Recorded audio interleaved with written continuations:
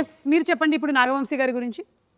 నాగవంశీ గారు పైకి ఎట్లా ఉంటారు కానీ లోపల చాలా పైకి ఎట్లుంటారు? అంటే చాలా ఏమంటారు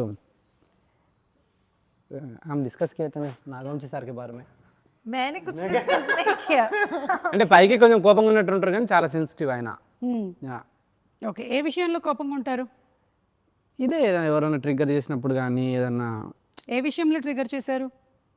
అప్పుడప్పుడు చూస్తాం కదండి కొన్ని వీడియోస్ రీల్స్ అట్లాంటివి. సో ఏంటా రీల్స్?